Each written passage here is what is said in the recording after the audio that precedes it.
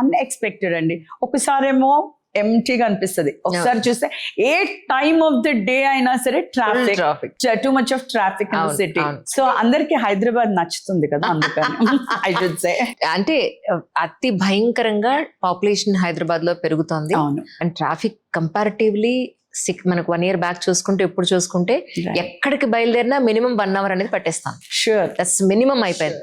So traffic point of వ్యూలో అంటే మీకు అగైన్ మీకు రిలేటెడ్ లేకపోయినా కూడా మీతో షేర్ చేసుకోవాలి ఎందుకు అనిపిస్తుంది అంటే, కనీసం ఈ ఇంటర్వ్యూ చూసే వాళ్ళకి హైయర్ అఫీషియల్స్ ఎవరికైనా రీచ్ అవుతుందేమో అని మాట్లాడుకోవడమే.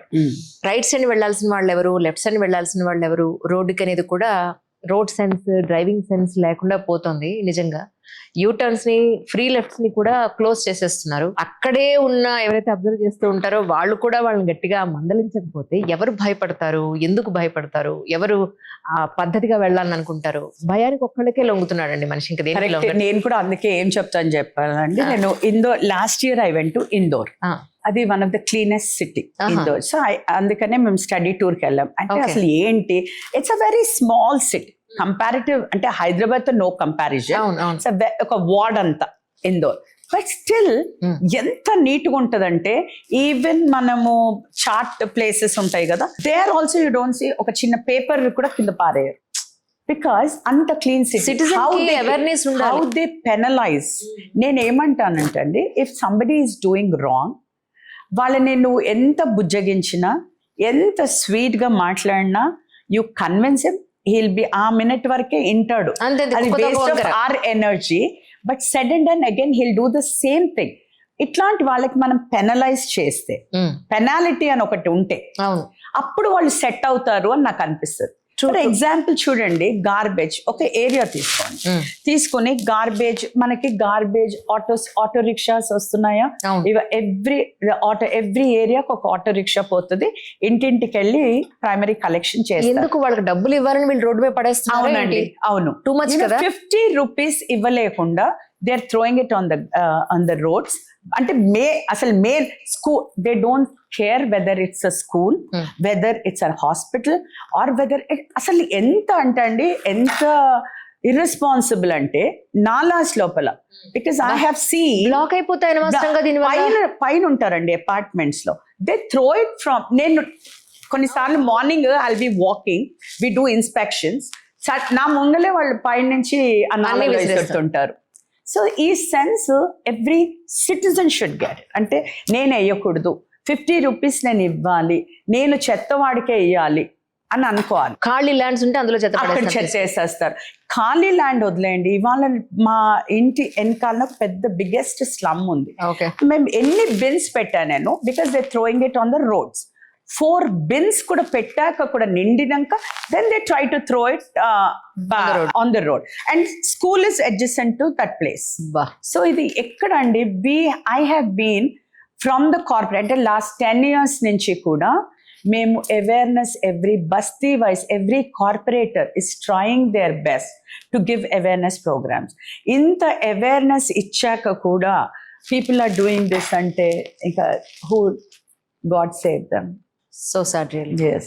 కానీ నాకు అనిపిస్తుంది నిజంగా ఒక సీసీ కెమెరా ఒకటి పెట్టాలి అక్కడ. ఎవరెవరు పడేస్తున్నారో వాళ్ళ ఇంటికి తీసుకెళ్లి, ఇగోమ్మా నీ చెత్తని ఇంట్లో పెట్టుకోమని అనాలి. ఇంకా అంతకు మించి అంజలి గారు, అది దట్ ఆల్సో డజంట్ వర్క్. ఎందుకు చెప్పనా, బికాస్ ఈ వేరే ఏరియా నుంచి పనికి వస్తారు, ఎక్కడో వచ్చి ఎక్కడి నుంచి ఉండేవాడు ఇక్కడ వచ్చి అక్కడ వేసేసి వెళ్ళిపోతాడు. మేము we even tried that, catching people. అక్కడ కూర్చోపెట్టాను కూడా నేను. ఇంకా వాళ్ళనే కొట్టడానికి వస్తారు, or they come from outside and throw the garbage here. So CC camera also doesn't work. వీళ్ళకి బుద్ధి వాళ్ళ లోపల రావాలండి, వాళ్ళ లోపల ఆ అవేర్నెస్. నేను నా సిటీని క్లీన్ ఉంచుకోవాలా, నా ఏరియాని క్లీన్ ఉంచుకోవాలి, మన బస్తీని క్లీన్ ఉంచుకోవాలి, మన కాలనీని క్లీన్ ఉంచుకోవాలి అని వాళ్ళ లోపల వచ్చే వరకు కూడా nobody can help them. So sad really. Yes, so sad. It is very sad. City expansion చాలా ఫాస్ట్ గా పెరుగుతోంది. టు బి ఫ్రాంక్, ఇంతకు ముందు ఇంత ఏరియా ఉంటే ఇప్పుడు ఇంత ఏరియా అయిపోయింది హైదరాబాద్. Yes. సో ఇంత పరిధిని మీరు చెత్త పాయింట్ ఆఫ్ వ్యూలో కానీ లేదా నీట్నెస్ పాయింట్ ఆఫ్ వ్యూలో కానీ మీరు ఒక సిస్టమాటిక్ గా తీసుకెళ్ళాలి ప్రజల్ని అని అంటే ఇట్స్ సో టఫ్ కదండి. వాట్ టఫ్ అండి. Are you going to be take some decisions? Actually in fact కొత్త ఏరియాస్ వచ్చినప్పుడు yes we need to hire a lot of people, we need to have more employers. ఇప్పుడు sanitation కి we have more than 10,000 employers. So ఇప్పుడు seriously మన వినాయక్ చవితికి వాటికే మా వాళ్ళు శానిటేషన్ వర్కర్స్ అందరు కలిసి అక్కడ ఆల్ వర్కర్స్ టుగెదర్ కలిసి ఒక 10,000 మంది ఉంటారు. అంటే వీళ్ళందరినీ కూడా ఇప్పుడు మీరు టెంపరీగానే తీసుకుంటున్నారా? అవునండి. సో దాని వల్ల అప్సెట్ అయ్యి రావట్లేదా వర్కర్స్? అట్లానే ఉండదు లేదా? అది ఉండదు. అదొకటి మేజర్ ఏంటంటే వి హ్యావ్ ఒక గ్రూప్ అని ఉంటుంది, గ్రూప్ వైస్ అని ఉంటారు. ఇప్పుడు నా ఏరియా క్లీన్ చేయడానికి ఆ పర్టిక్యులర్ బంజారా హిల్స్ ఏరియాకి ఎన్నో గ్రూప్స్ ఉంటాయి, ఒక 4-5 ఒక్కొక్క ఏరియాకి ఒక్కొక్క గ్రూప్. ఆ గ్రూప్ లో 21 మెంబర్స్ ఉంటారు. ఓకే. బట్ 21 మెంబర్స్ కూడా ఎప్పుడూ కూడా రారండి, ఎప్పుడు కూడా 21 అట్ ఎ టైం ప్రెసెంట్ అవ్వరు. అయ్యో. Yes, this is our major problem. ఏమైపోతుందంటే ఈదర్ లాంగ్ లీవ్ లో ఉంటారు, ఆర్ సిక్ ఉంటారు, ఆర్ ఆ రోజు they don't show up. So maximum 10 to 12 మందితో వర్క్ చేపియాలి, స్వీపింగ్. సో కొంచెం అక్కడ కష్టం అవుతుంది మాకు, డెఫినెట్లీ కష్టం అవుతుంది. earlier we had ది ఉండింది and we had lot of problems. Organised sector అంటారు, ఆర్గనైజ్డ్ సెక్టర్ కాదేమో అందువల్ల వీళ్ళందరూ అట్లానే కాదండి. They get all the benefits, వాళ్ళకి పిఎఫ్ వస్తుంది, అన్ని కట్ అవుతున్నాయి, అన్ని అవుతాయి. ఇన్ టైం వాళ్ళకి సాలరీస్ వస్తున్నా కూడా ఇన్ టైం వచ్చేస్తుంది వాళ్ళకి. ఇప్పుడు ఈ గవర్నమెంట్ వచ్చిందని చెప్తే ఫస్ట్ కే వాళ్ళకి పడిపోతున్నాయి సాలరీస్. సో సాలరీ ఇది ప్రాబ్లం కాదు, it is just that this is a system, అట్లా అయింది. సో ఇప్పుడు కొంచెం as the city spreading we need to hire more people. Yes, I think it will take, అంటే నేను ఆఫీసర్స్ అందరితో కూడా మాట్లాడుతున్నా, ఐ థింక్ మనకి చాలా ప్రాబ్లమ్. దే సెడ్ మ్యామ్ అంతే ఏముండదు, ఎందుకంటే ఇంత పెద్ద సిటీని మేనేజ్ చేసినాక ఆ చిన్నవి వచ్చాక I don't think it will be a problem. ఒక 2-3 months పడుతుంది definitely to organise everything. It will take 2-3 months. ఎక్కడైనా ఈ వర్షాకాలంలో ఎస్పెషల్లీ మొక్కలు పడిపోయి డ్రైనేజ్ లీక్ అవుతుంది, లేదు అని అంటే ఈ రోడ్ల మీద నలాలు చాలా పొంగి వెళ్ళిపోతూ ఉంటాయి, లేదా మంచినీళ్ళు కూడా సమ్ టైమ్స్ వెళ్ళిపోతుంటాయి, ట్యాప్స్ పగిలిపోయి.